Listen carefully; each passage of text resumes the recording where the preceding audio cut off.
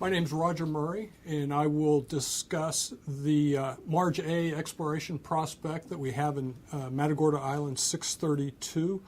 I will begin by giving a brief overview of the prospect, then discuss the details of the prospect, and then I will hand the discussion over to Mr. Charlie Brewster, who will discuss in more detail the analog field to this prospect, namely Matagorda Island 519 field.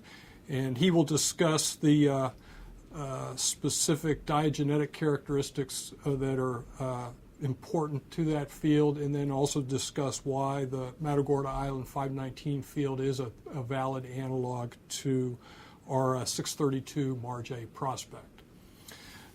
We begin with the historical MARG A overview map, which shows the offshore Matagorda Island region, the location of the 632 blocks, 656, 657 blocks, in relation to some of the major structural features that are pertinent to the MARG A.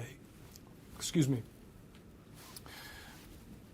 Also on this map, we've identified several other MARG A producing areas. We notate the cumulative production that those fields have generated so far, and we'll talk about the distribution of these fields and how they relate to our prospect. The Matagorda Island 632 area is situated on the Clemente Tomas fault trend. This is a down to the coast or down to the southeast normal fault system. It's very consistent and extends roughly 50 to 75 miles in a northeast-south-west direction. Matagorda Island 632 field is on the southwestern end of that fault system, and on the very far northeast end of the fault system is the analog field 519, which I'll note. We'll talk about that in more detail.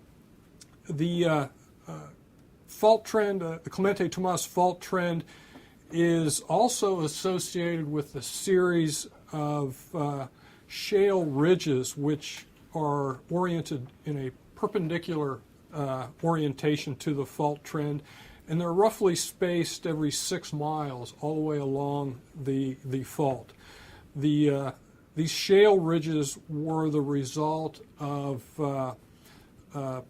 deposition of sediments on a mobile shale, and as sedimentation proceeded, the shales were mobilized and deformed. And they deformed ultimately into these elongate ridges. The important thing to note here is that the location of several MARG A fields appears to be coincident with the position where these shale ridges intersect the Clemente Tomas fault zone. There's at least 5, maybe 6 fields in this position. These fields have cumed well over a TCF of gas. Also, the underlying Seife-Davisi section has cumed well over 1.3 TCF of gas in just one field, let alone the other Seife-Davisi fields that haven't been accumulated on, or tabulated on this chart. So a tremendous amount of gas has been not only generated in the area, but trapped and ultimately produced within the MARG A section in the Matagorda Island field area. On the next page is a brief summary of the MARG A reserve sizes. Ultimate volumetrics that we generated on the prospect totals roughly 200 BCF. We've modeled the economic model depends upon 2 wells that were drilled for a total of $29 million. You could refer to the economic model for more details on the economics of the prospect. Here we have a depth map along with a seismic amplitude extraction on a seismic horizon that's within the MARG section that we think is associated with our target reservoirs. As you can see, the structural high associated with the MARG A is situated in the adjacent block 633. Those are the area in orange on the depth structure map. The structure dips towards the west until it encounters the bounding regional fault system, which in this position is in the middle of block 632. The structure is oriented in the strike direction, more or less in a north-south direction, and encompasses a good 1.5 OCS blocks, which is roughly 6 to 8 miles in length. To the right, we have the amplitude extraction, which shows a series of high amplitude linear events situated in block 632 and extending to the south into block 656. We interpret these high amplitude zones to be feeder channels associated with a basin floor fan system.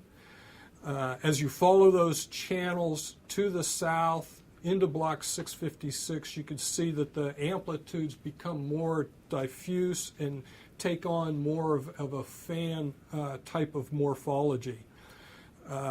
This morphology is very consistent with the depositional model that we discussed earlier, where the earliest sediments within the basin are of a turbidite basin floor fan associated with a basin floor fan system. The initial sediments associated with the MARG A basin floor fan systems enter the basin from a position located in the north. Typically, these positions are governed by the intersection of two bounding faults or a change in strike or direction of the bounding fault. In this case, you can see a kink or change in direction to the fault in sort of the central east area of Matagorda 632. That position corresponds to the truncation of the feeder channels, which suggests that sediments entered the basin at that point and were deposited in a north to south direction. A pre-existing paleo high was present in the adjacent block 633 in the east. This paleo high acted as a buttress to sediments, causing the sediments to bypass the high and continue on towards the south.